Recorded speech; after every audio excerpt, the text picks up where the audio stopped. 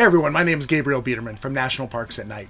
A few months ago, we hosted our first ever night photography summit in Long Island, New York. Now, the photographic subject of the weekend was the Fire Island Lighthouse. And today I want to share with you how I got the shot, as well as how I processed it to create that multi-beam lighthouse effect. Before I get into the details, take a second, click on that subscribe button below. That way, you'll be able to see our latest videos as soon as they come out. All right, so how do you capture lighthouses and create that multi-beam effect? Well, first you got to figure out what kind of lighthouse it is. Now, the Fire Island Lighthouse is a rotating beam lighthouse, okay? There are rotating beams or there are still beams.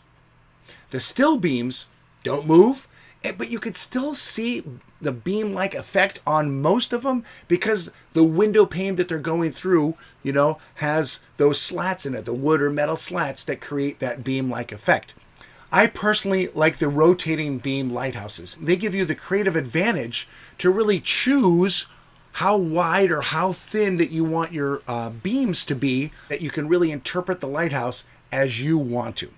So how do we test how wide we want those beams? Or, hey, what is the best beam width? And really, it all depends. And it really all depends on your interpretation of that lighthouse. What I will say is you'll want to start out with shutter speeds probably at 1/8 of a second and go maybe as low as 1 or 2 seconds. Those 1/8 of a second ones will be really, again, tight, but those 1 second ones, 2 second ones, those can be really, really wide. Now, when I was shooting the Fire Island Lighthouse, I really settled in on 2 sort of exposures, either 1/4 of a second, and that created a beam like the one you'll see right here, a nice small beam. And then I really, the 1 to 2 second beams were really too much. It was really just 2 beams would make up sort of the whole front of the lighthouse. But I really like the beams on the 1/2 a second. We can kind of see they start off a little bit a little bit thin, but get really, really wide on the edges. And they were accentuated by the inclement weather that we had. And we're going to get more to that in a little bit. So once you decide upon what your shutter speed's going to be to get that best possible beam width for you, then we're going to have to juggle the apertures and the ISOs to settle in on that final exposure so we can start clicking. Now, lighthouses at night, especially now with a shorter exposure, usually with our night photography exposures, we're in the seconds to minutes. And here we're really in the fractions of a second. That's going to make us, or it's going to force us to raise up our ISOs or shoot with a lens wide open. And now I highly recommend, when you're going to photograph a lighthouse, choosing a lens that's fast, that can at least get to an aperture of 2.8. F4 lenses are just going to force you to higher ISO. So if you have a lens, a 24 to 70, 2.8, 14 to 24, 2.8. For what I shot with this one, I used the IRIX 15 millimeter 2.4. So I even got 1/3 of a stop more of light with that. So I shot that wide open, and then that, really looking at my exposure, I was going between 3200 and 6400 ISO.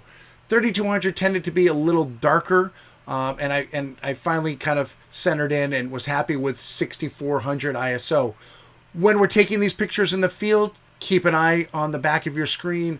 Look at that histogram. We don't want the beams to be blown out, so looking at that highlight priority, the blinkies, making sure the beams themselves are not bright. Now, obviously, the lighthouse, the glass around that's going to blow out. That's going to blow out pretty easy. For the Fire Island, I kind of let it do that to a certain degree. You can take shorter exposures and blend that in as well, but I find those to be often very unrealistic. So it's bright. That's where the light's coming from. It's like a street lamp. I don't need to know what wattage it is. But I do want to see a little definition in there. So again, those are the things I'm going to be looking for as I'm taking the pictures, zooming in, looking at the details, checking focus, and then balancing that shutter speed, ISO, and apertures. Once we got that all figured out, how do we capture it so it creates that rotating effect and goes all the way around that lighthouse evenly. Okay, first things first, we're going to take it out of our single shot mode. Okay, so typically at night, we're not doing a burst rate, but for lighthouses, go into that burst rate. And if your burst rate has like a low setting or a high setting, go to that low setting. Okay, then instead of going, it'll go click, click, click, click, or instead of going like that, we want the low setting if possible.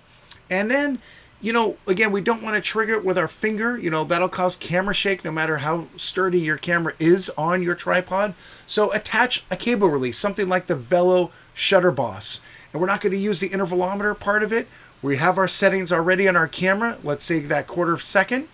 And we're going to go and we're going to plug it in, and then we're just going to hit that trigger button on it.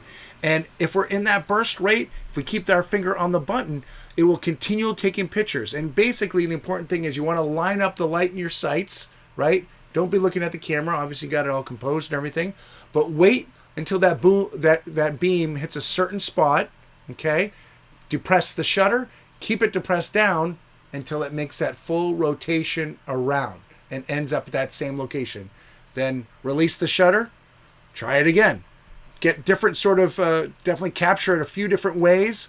Or even if you capture it the way that you like it, do a couple different settings. Things can change. Things can happen inside. Maybe a plane comes through or another light comes in. You can grab the best collection of images later. Another tip you might want to do too is oftentimes around the lighthouse it's pretty bright, but if you're including more foreground, you might want to take an extended exposure just for the foreground, and you can blend those images in later. What I did here, as we can kind of look through these images, the foreground was kind of dark, but then we did a little bit of light painting with a Luxley, and we kind of blended those images in together. That's sort of without the light, that was with it. So instead of adding a longer exposure, I just added light into the scene. Set ourselves up for best practices for capturing the rotating lighthouse. Now let's take a look at how we process them. We're going to bring them into Lightroom, and then we're going to have a few hundred of them to obviously go through because we were doing a lot of clicking out there. And then the next thing we want to do is we want to organize them. Organize them into a grouping that is that full rotation. So for this one with the shorter beam right here, I believe it took 20 images right here. Yep, there's 20 of them selected right here. And when I'm looking through it, I'm just kind of, clicking through. Okay, so I started right there. So I'm going to wait till the light comes around. And I don't have to wait for that same beam. I can wait for that beam that's 180 degrees for that one to come around the bend. And there it is. That's the full rotation of it. All selected. Okay, and we'll go back to that first one right there. And now let's take a look, and I am going to go into the develop mode, and I'm going to reset what I worked on previously. So you can kind of see I didn't do much work, but what I wanted to, before I bring these into Photoshop to blend, I wanted to tone down the brightness. I was shooting this right under the lighthouse, and the street lights around are really shining brightly on the lower part of the lighthouse. Plus we have a flashlight up here. So what I'm going to do is I'm just going to simply take a brush, and I am going to, let's just set our highlights to like maybe -60. I'm going to make a smaller brush and also reduce the feather there. Okay, just a little bit of a feather. Okay, and we're going to just kind of go in here. It's a little much right now, but I'm just kind of, it's helping me see where it needs to go. And I'll kind of just define it like that. And then I can kind of adjust it to where it looks more natural. And there we go. Sort of just actually minus sort of 20. And maybe I'll bring the exposure down. The exposure is doing a little bit too much. So I kind of like it there. And now let's also do it up at the top. It just got hit by a little bit too much light painting up there as well. So we'll kind of just even that out. There we go. We got just sort of this bright part here too. Okay. All right, so I'm not going to do a ton of work in Lightroom right now. I want to see what the image looks like first. And right now I just have a part of that image. So I have all of the collection highlighted here.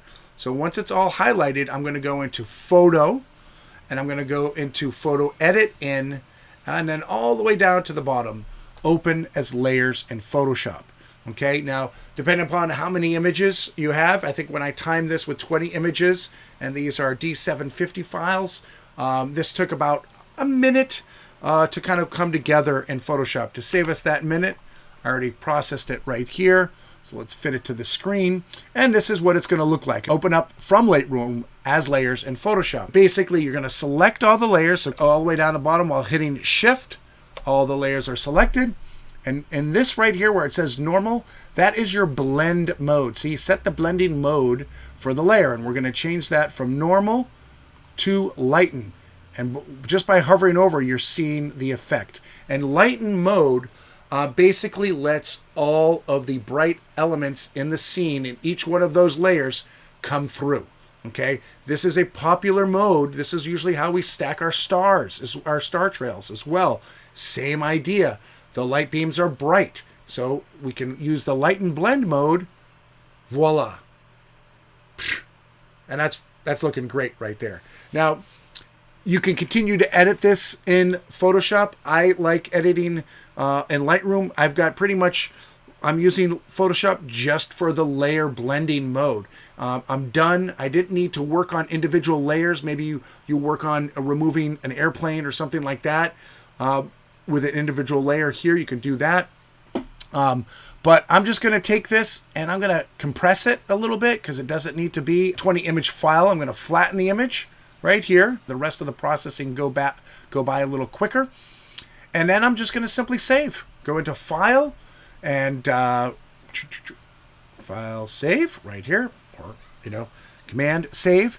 So, and when we do that, the beauty of that is that because we opened it up in Lightroom, when we save it in Photoshop, it's going to save it right back into Lightroom. And there it is.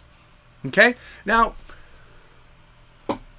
you could be like, hey, why didn't you work on, there's some kind of strange colors going on. And we got some sort of very blue over here from a LED flashlight. We got the bright white over here, the yellow of the beams.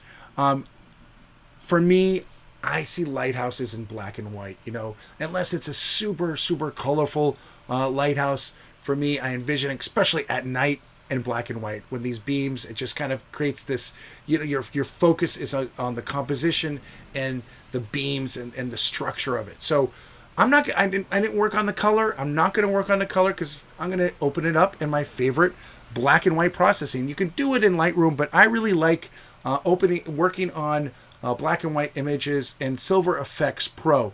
And why do I do that? Because with the light beams, one of the biggest enhancements we can do is sharpening them. And you can sharpen them several different ways. In Lightroom, you would use a combination of clarity and dehaze, but those are often global adjustments. We can obviously use a brush and go in there to do it. But the beauty of Silver Effects 2, and I'll open it up and show it to you. So we're going to edit in Silver Effects Pro 2. Okay, edit it as a copy with Lightroom adjustments.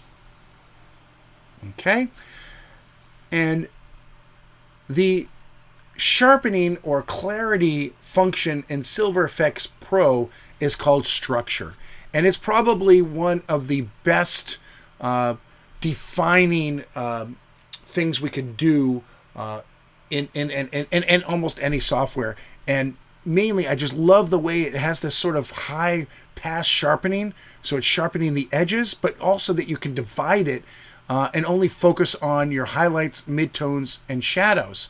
So this is a nice local way of acting globally in with the image. So let's take a look at the highlights, see if that does anything. And really, there's not many highlights. What it's giving some structure to, as we see, is to the bottom of the image. So why don't we actually, that does a pretty good job of just helping define that, and we'll keep that at 28 and we can kind of see the effect. And when I move these, I usually go from one extreme to the other so I can really see. Because sometimes we also want to go negative on that effect. But here, let's kind of just define and even out. That helps even out the brightness as well. But it's sort of the midtones and the shadows. And I'm going to go jump to the shadows because I see a lot more shadows here. We can kind of see as we move those shadows all the way to 100%, we can see kind of that effect of really defining those beams more. So I'm going to, again, adjust it and then bring it back down. And it's going to live somewhere around 69, 70. And I think that does a real good job there. And then let's see, the midtones are going to kind of complement that.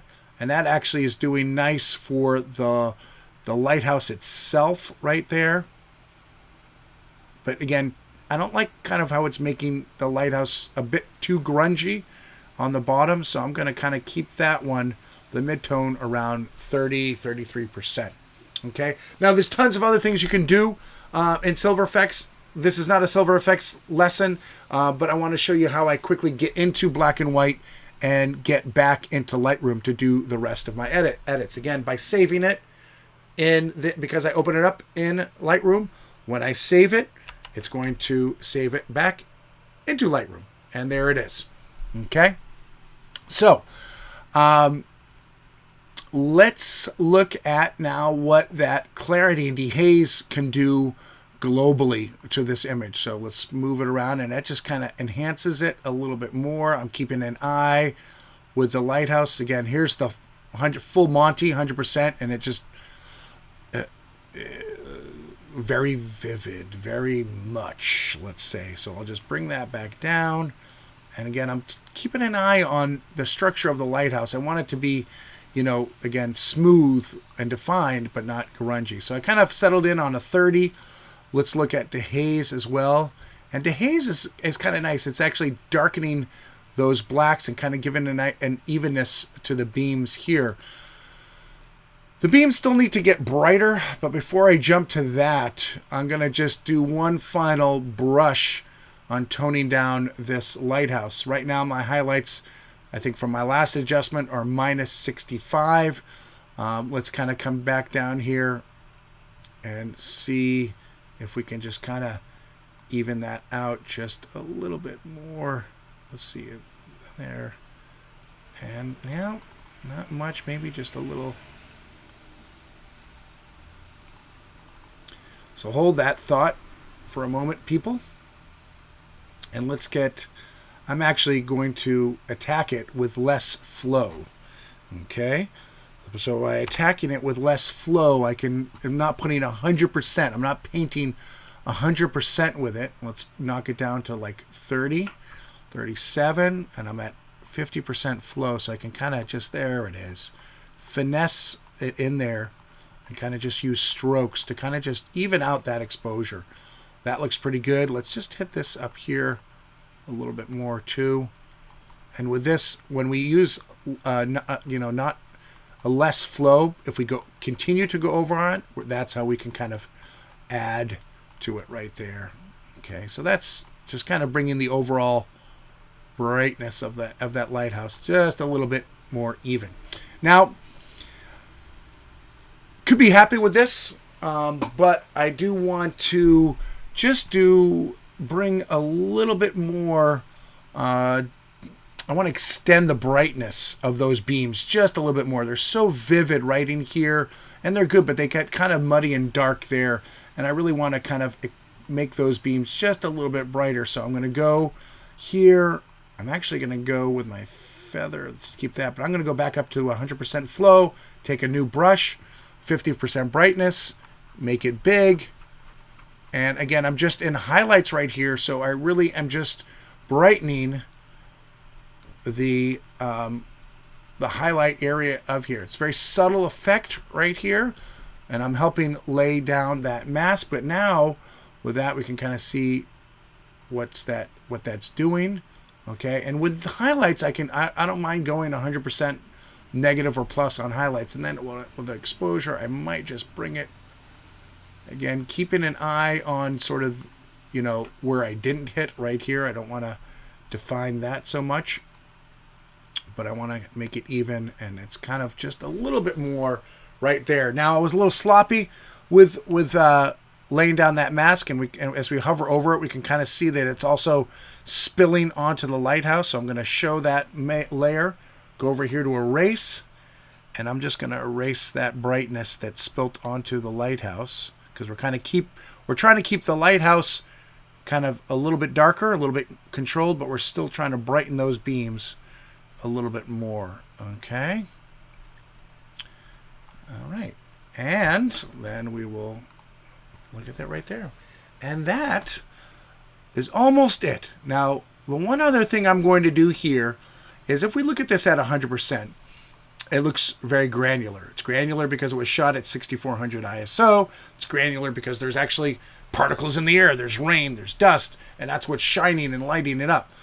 But I do want to reduce that a little bit. Now, so I'm going to go into the Detail tab, and I'm going to go into my noise reduction. And generally, when I shoot at 6400 ISO, I kind of reduce my noise by 20-25%. Again, here's what 100 looks like, which 100 is kind of, while the beams might look good, it's sort of, as you can see, smudging any sort of detail from it. So let's kind of backtrack it, and let's look at what maybe 30 does. I'm getting that sort of posterization on the lighthouse, but give it a moment to refresh. And that's looking pretty good. And let's look at that as a whole. I dig it. I like it. I'm going to give it a 4-star. Okay? So let's move on to applying the same things a little bit quicker with a wider beam. So here was my other shot, and this ended up being my favorite shot of the night. Settings are over here, 6400, 15mm IRIX, all the way wide open, and this was at 1/2 of a second. We can see the wider beam there that really, as we kind of look at this, and again added light painting, we really can see that, and then that is our full rotation. So again, with this, and you can say, Gabe, hey, that's a little crooked right there. Don't you want to fix that?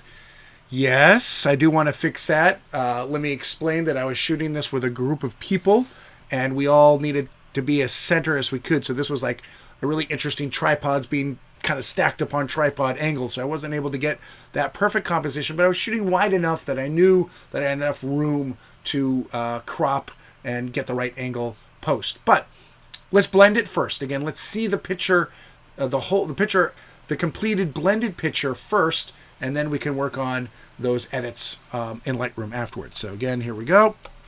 Unlike the last grouping that had 20 images, this one has 9 images with that 1/2 a second. It took 9 images to fully go around in rotation. So again, I'm going to go into Photo, Edit In, open as Layers in Photoshop, and here we go. And again, first one when it comes in, that one's selected. Hit Shift, click on the last one so that all of the layers are selected, and change it from normal to lighten. Boom. Love it. I love that mode. I love that mode. Now this one, 9 files, I don't have to flatten it, but again, I'm not going to do much here with this in Photoshop. I'm going to do it in Lightroom. One thing I will note, and I noticed this with all of my 1/2 a second shots, is it was really hard for that first and that last one to align properly, just because of the length of that exposure. It's not horrible. It's a little nitpicky, but I still think as a whole this image works. But the shorter ones are easier to align them and have that evenly spaced beams. The first and last one, and I did different takes on it, just weren't as even for me. So again, I'll then flatten the image. Boom. And then save that back into, boom, there we are. We'll save that right back into Lightroom. Zip over there. And there it is. There we go. Let's work on the cropping and angle first. Now, with angle, you can obviously rotate it like that, but I feel you don't get as much control that way. So what I like to do is I like to click right in the numerical value and then use the arrow keys on my keyboard and make the adjustments here. And I feel I can get a little bit more precise this way. because the grids will come up and I can really line that up now against like the lines in the image. Like we've got the lines of the beams over here as well as the house, and I can kind of really, finesse that so that they're the same all the way through, and that looks pretty good. So we'll double click on that. And then I also, there's just too much blah foreground. So I'm also going to just crop this up and just really bring us into the meaty part of the image. This also puts our PowerPoints directly on the lighthouse house, and then brings the PowerPoints over here right on where the beams are being created. So double click on that, and I'm pretty happy with that crop. So that's helping me see better. And the next thing I want to do, this one is not that bad as a color image. Again, I'm going to go into photo, edit in, and do that and get it into silver effects, because you might think it looks pretty good in color. It's going to look even better in black and white. Just those beams, that defined lines, those compositions, just when you have a nice, structure like that, it really gets just so much better defined in black and white. Again, and we're just going to focus on the structure again. We realized the shadows, those really worked well with us. And again, an extreme one, not so much. But something like, let's go 60 on this one, and midtones.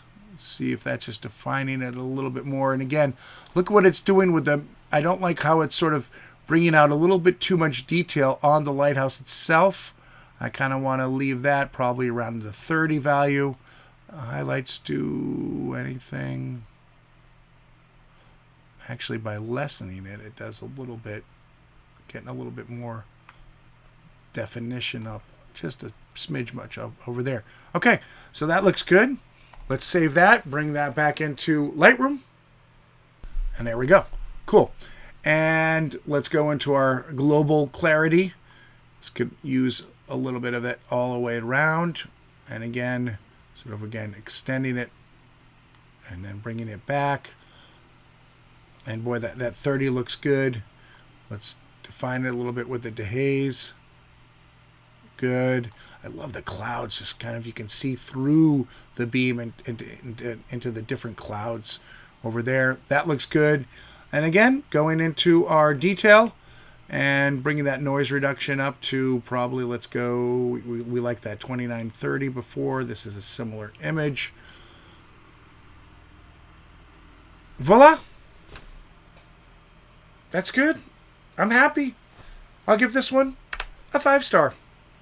Okay, and let's talk about this for a moment. When we looked at this image and the previous image here, so let's take a look at the final results here of those. These images really work well, and those beams are so defined, not just by the processing, but by the conditions that they were shot in. And they were shot in miserable conditions. It was raining, it was cloudy, foggy, misty. We had the whole bit. No one wanted to go out and photograph this. We had people backing out, and we said, no, come on, you got to do it. Because when it is misty, when it is rainy, that's actually helps define and make the beams go on and on forever. They can reach all the way around the world, it seems. So advice to you, shoot lighthouses in inclement weather. If you're staying anywhere or live near anywhere a lighthouse and it's raining, make sure you got the proper gear to keep yourself dry and comfortable, and as well as keep the camera dry and comfortable. But go out and shoot it, because that is actually the worst conditions are the best conditions to get those really vivid and long-reaching lighthouse beams. So really worked well. Let's take a look at the next night, which everyone was so excited to shoot at the beginning because the forecast was clear conditions. And yes, it worked, and it was great to actually shoot on both nights and get a variety of images. But this is the night that we actually went out to shoot the Milky Way. It was up for a little bit before right after the sun set. It was up for like another 40 minutes, an hour before it dipped upon the horizon. Not well defined, obviously, because we're shooting in New York, and the light pollution, even on Long Island, it just eats up the sky, and we don't get true dark skies that really can define the Milky Way. But we get enough. I like it. It's enough right there. And I touched it up with a Milky Way brush. Again, put this together same way I showed you guys, and we can see just the difference between lighthouse beams on a clear night, which are still well defined, but just don't extend. If this was that cloudy, foggy night, we'd probably get it going until the end of the frame. Now, so definitely shoot a lighthouse when it's clear and when it's cloudy. The one time I'll say, well, you're not going to get the best beams when there's a lot of moon out. When we went and scouted the Fire Island Lighthouse at the beginning, it was practically a full moon. And we can see from this shot that when the moon brightens the sky, well, we're not getting that contrast and difference between the brightness of the beams and the brightness of the sky. So I really like the composition in this shot. The shot works on other levels, but the beams aren't playing into it very much. In fact, I might not even combine the beams with this and just kind of let it be. But even on a moonlit night, there are a couple tips, that you could still get some beams. Again, they won't be as vivid as they will on when there's less of a moon or when there's clouds and stuff like that. But here we can see I got better defined beams because I was shooting at the opposite part of the sky from where the moon was. The moon was behind me. It's bright, here on the lower levels of the sky. That's the light pollution. But up here, you can kind of just see it. The sky is just getting darker. And this is the darkest part of the sky on a full moon night. Still was able to get the beams. It works for this image. And I like that you can actually see the stars, through the beams.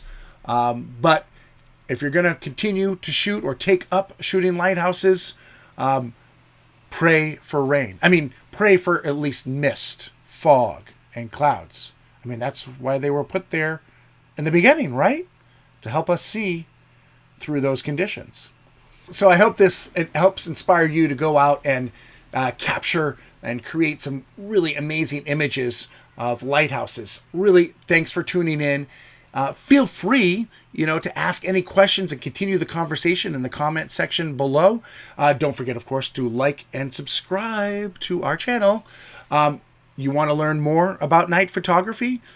I hope you're subscribing to our weekly blog. If not, go to nationalparksatnight.com/blog and subscribe to that. We just put it out once a week, but a ton of information on history of night processing, as well as just night ways to shoot in different conditions.